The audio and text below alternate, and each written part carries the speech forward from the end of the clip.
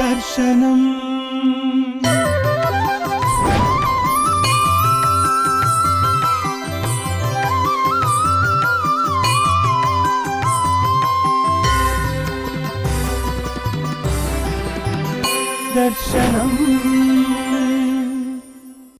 దర్శనం పేరులోనే ఒక ప్రత్యేకత, భగవంతుని దర్శించినంతటి అనుభూతి, ప్రపంచాన్ని ఆధ్యాత్మిక కోణంలో దర్శించినంతటి సంతృప్తి, సమాజాన్ని సదాచార సంపన్నంగా, సంప్రదాయబద్ధంగా, సకల ధర్మాలకు నిలయంగా భావించే పవిత్ర భావన, ఇన్ని విశిష్టతత్వాల కలయిక దర్శనం ఆధ్యాత్మిక మాసపత్రిక.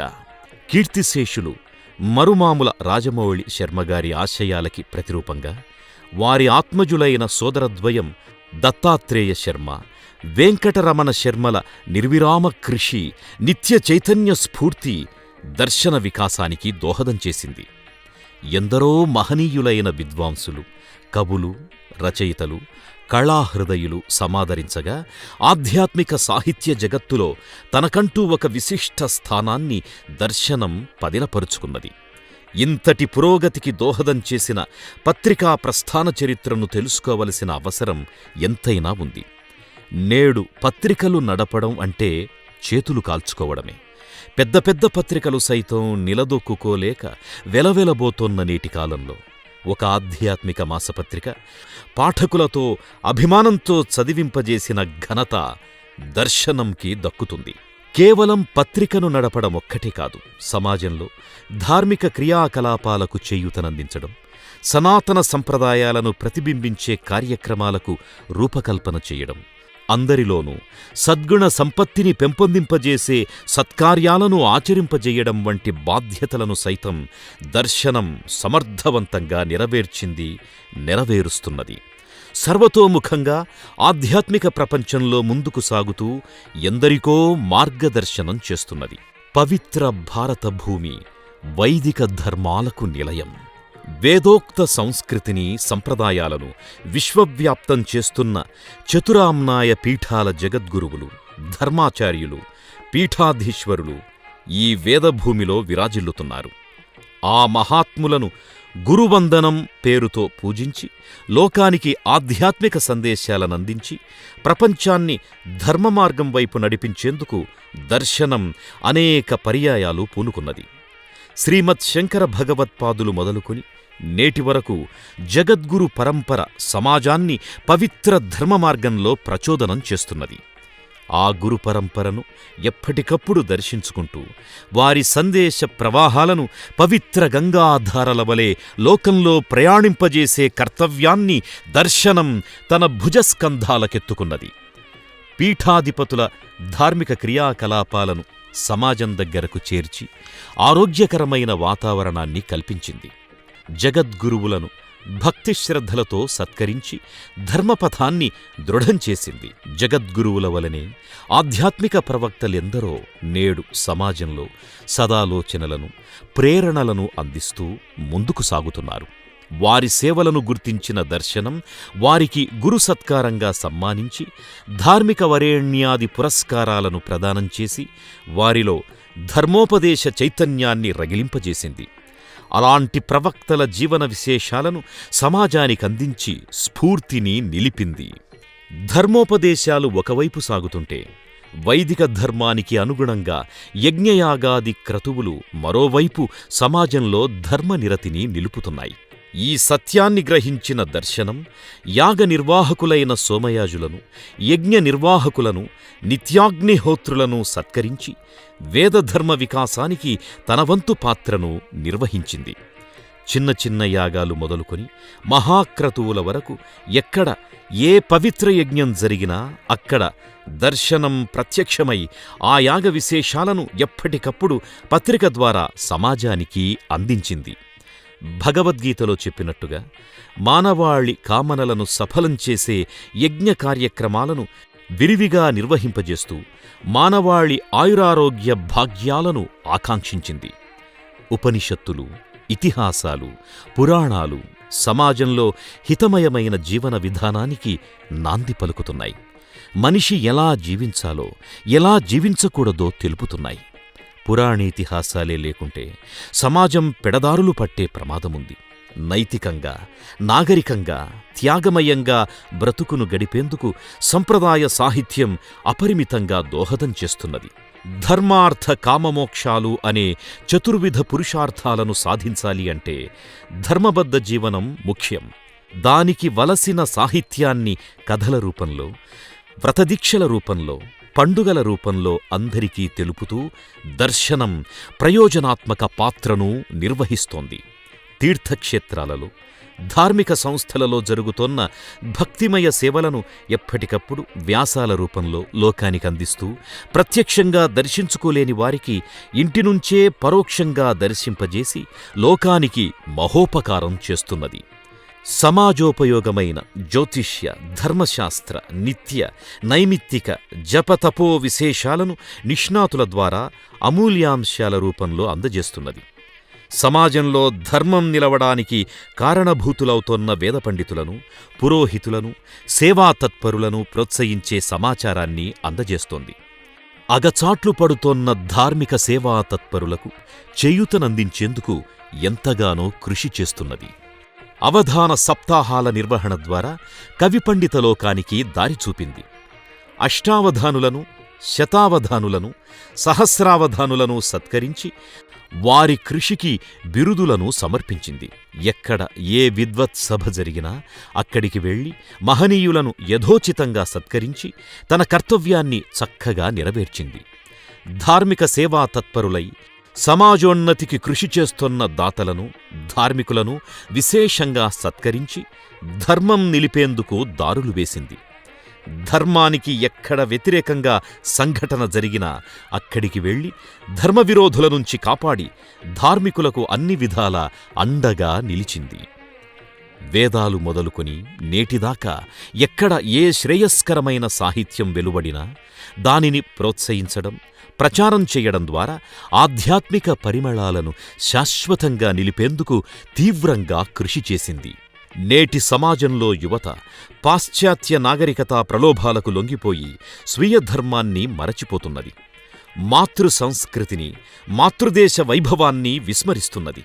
ఇలాంటి వికృత వాతావరణంలో పవిత్ర నిర్మల గంగా ప్రవాహం వలె ఆధ్యాత్మిక చైతన్యాన్ని రగిలింపజేసి పెడదారులు పడుతోన్న నేటి తరాన్ని రక్షించడం అనే పవిత్ర కార్యంలో దర్శనం అప్రతిహతంగా ముందుకు సాగుతున్నది. ప్రయోజనాపేక్ష లేకుండా నిస్వార్థంగా పనిచేస్తున్నది.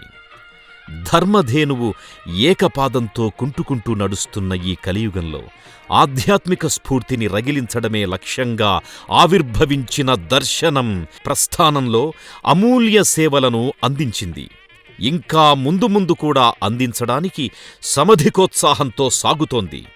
ఇంతటి సుదీర్ఘ ప్రయాణంతో సమాజంలో ఆరోగ్యకర వాతావరణాన్ని సృష్టించిన దర్శనం ఆధ్యాత్మిక మాసపత్రికను ఎంత అభినందించినా తక్కువే.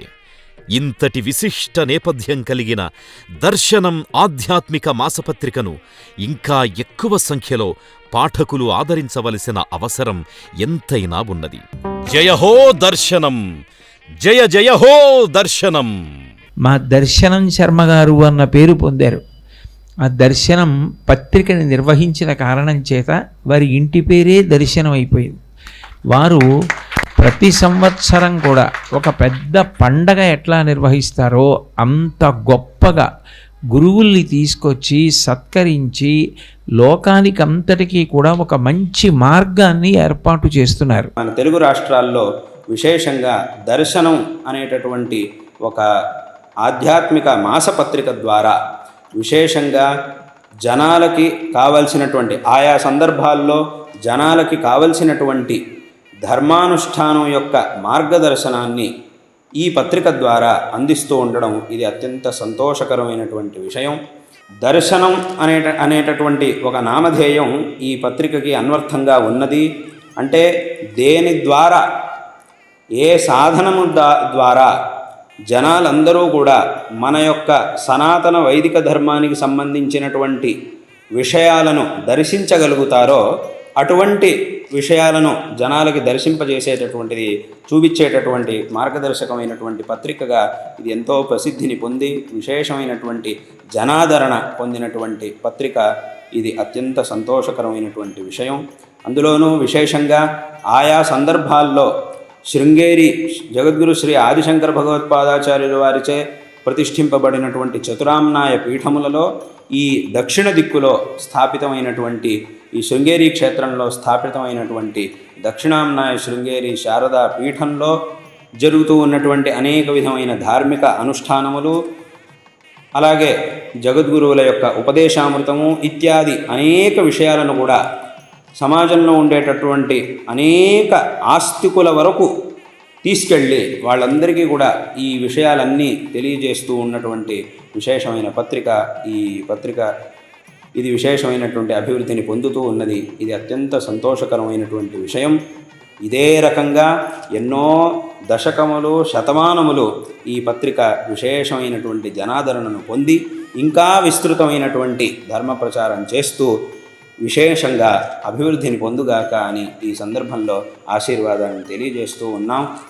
అదే రకంగా ప్రతి సంవత్సరం అనేక సందర్భాల్లో ఆరంభం నుంచి, ఈ పత్రిక ఆరంభించబడినప్పటి నుంచి ప్రతి సంవత్సరం ఆయా సందర్భాల్లో అనేక కార్యక్రమాలు, విద్వద్గోష్ఠులు, అదే రకంగా విద్వత్ సమ్మానాలు ఇత్యాది అనేక విధమైనటువంటి ఎన్నో అష్టావధానాలు మొదలైనటువంటి అనేక విధమైన ధార్మిక, సాంస్కృతిక కార్యక్రమాలను కూడా ఈ పత్రిక ద్వారా నిర్వహిస్తూ ఉండడం, అదే రకంగా ఎంతోమందికి ఆర్థికంగా కూడా తగినటువంటి సహకారాన్ని అందిస్తూ ఎంతోమంది అత్యంత అకించనులు అంటే పేదవాళ్ళు అయినటువంటి సహాయం యొక్క ఆవశ్యకత ఎవరికైతే ఉన్నదో అటువంటి వాళ్ళకు కూడా విశేషమైనటువంటి, అందులోనూ విశేషంగా వైదికులైనటువంటి వాళ్ళకి, సహాయాపేక్ష ఉన్నటువంటి వైదికులు మొదలైనటువంటి వారికి విశేషమైనటువంటి సహాయాన్ని అందిస్తూ విశేషమైనటువంటి సామాజిక కార్యక్రమాలను కూడా చేస్తూ ఉండడం సంతోషకరమైనటువంటి విషయం.